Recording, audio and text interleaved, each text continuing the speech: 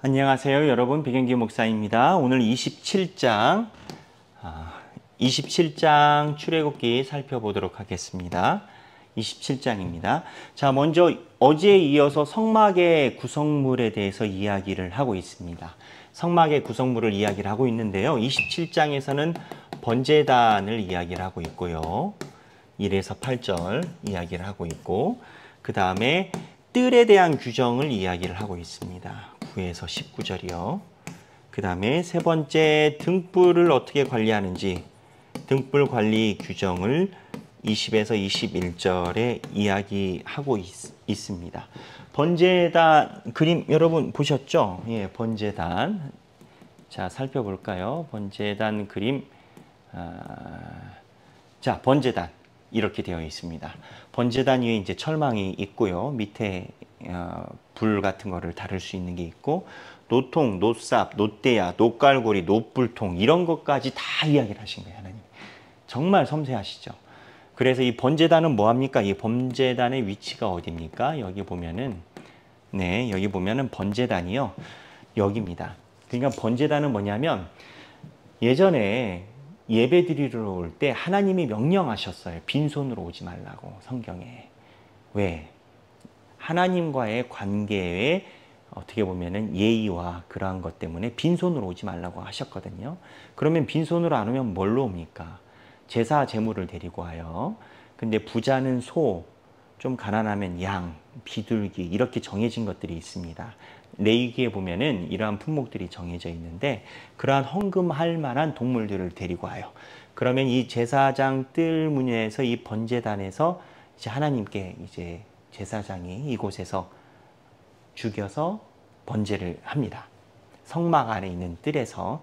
그리고 제사장이 여기에 손을 씻고, 물두멍에서 손을 씻고, 이제 제사 드리기 전에도 씻고, 이 손을 씻고 그 다음에 이 안에 성소로 제사장이 들어갑니다. 그러니까 일반 평신도들은 번제단 앞에까지 오는 거고요. 여기에 헌금을 하고 제사장이 이 번제 헌금 이후에 성소에 들어가죠. 여기까지 들어갑니다.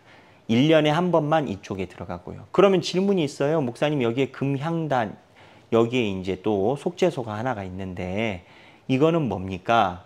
이 두 종류예요. 여기에 불 번제단이 있고 이 안에 있는데, 여기에 있는 번제단은 어떻게 보면 개인들에 관련된 죄와 관련된 거를 씻는 그런 역할을 했고, 이 금향단 안쪽은 공동체나 아니면 나라나 대제사장이나 성결하기 위해서 조금 윗수준이라고 할까요? 그런 내용을 이 안에서 제사장들이 했다라는 거예요.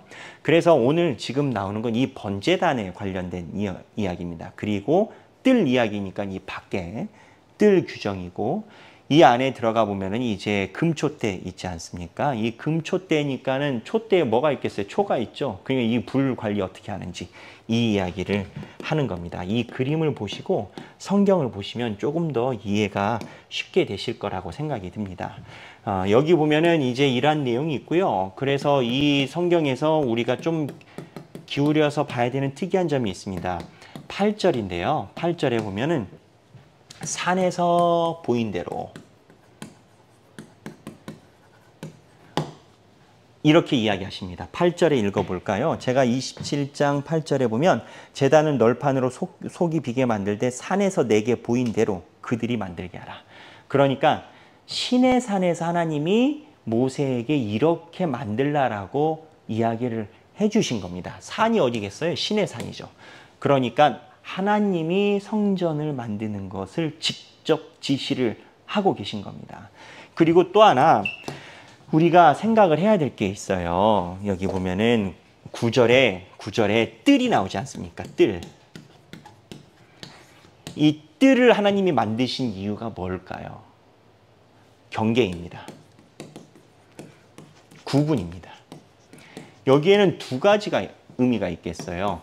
뜰이 있어서 뜰이 있어서 가까이 갈 수가 있어요.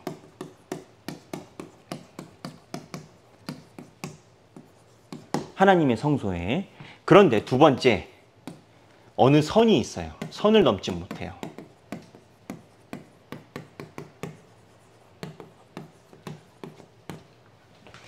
뜰이라는 게 그렇습니다. 뜰이 가까이 갈 수 있지만 여기 보면 뜰의 구조를 보면 성소에 가까이는 갈 수가 있어요. 뜰이니까. 그런데 이 경계를 넘어가지는 못해요. 여기는 제사장만 들어가니까. 하나님이 이러한 구분을 만들어 놓으신 이유가 뭘까요?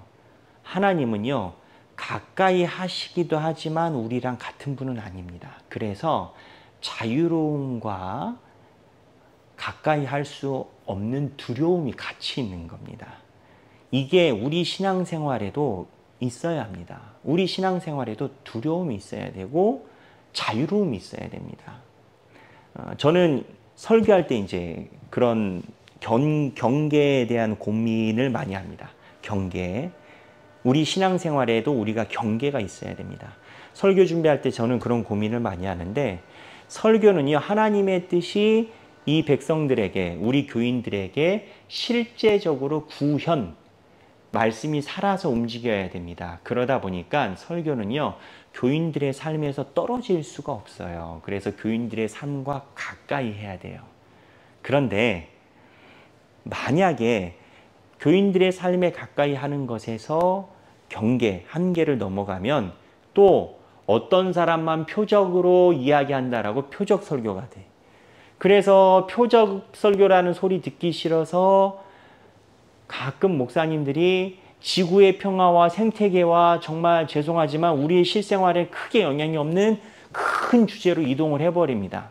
그러면 또 문제가 생기는 게, 설교가 이 땅에서 성도들의 삶의 구현이 돼야 되는데 설교에 하나님이 우리에게 주신 소명과 또 어긋나요. 그러니까 가까이 함과 표적 설교가 아닌 이 경계가 있어요.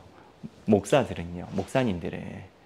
이거는 결국 본인이 하나님 앞에서 의롭고 정직하고 하나님께 떳떳해야 되는 그 경계인 겁니다. 근데 성도들도 마찬가지예요. 성도들도요, 교회를 봉사할 때 하나님께서 주신, 나에게 주신 역량과 내가 하고 싶은 소욕의 경계가 있어요.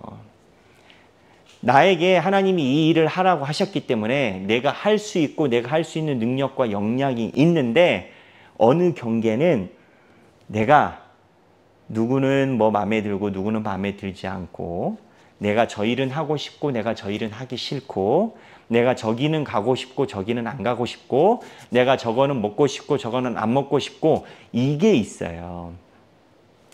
하나님의 일을 하는 것과 내 개인적인 생각에 경계가 있습니다. 그렇다고 완전히 내 생각을 없다라고 얘기를 할 수 있느냐? 내가 사람들 중에 하나이기 때문에 나도 사람들이 원하는 반응을 봐야 되는 거 아니겠어요? 근데 내가 다른 사심이 있는지 없는지, 이 경계는 하나님과 본인이 아는 경계예요. 성막과 뜰에서 저는 이거를 느껴요. 하나님이 백성들이 뜰에 들어갈 수 있게 하셨어요. 근데 경계가 있어요. 지성소와 성소는 못 들어가요. 아니, 여기 안에 와서 못 들어갈 것 같으면 왜 들어가냐? 이렇게 이야기할 수도 있어요. 그런데 신앙생활이라는 게, 예배라는 게 하나님이 부르심에 의해서 어느 정도까지 자유롭게 가까이 가지만 어느 정도는 우리에게 두려움과 한계가 있는 그 긴장 관계를 가지고 있는 게 신앙이라는 거예요. 오늘 성막에 대해서 이제 이 얘기를 잠깐 했는데, 사실은 우리 기독교인들이 신앙생활하면서 가슴에 가지고 살아야 되는 이 내용 중에 하나인 건 거예요. 자유와 두려움의 경계. 이 선은 결국 하나님과 본인의 신앙 고백에 달려 있습니다. 오늘 이 번제단 뜰 등불 관리 내용 살펴보시고 오늘 행복한 성경 읽기 되시기 바랍니다. 감사합니다.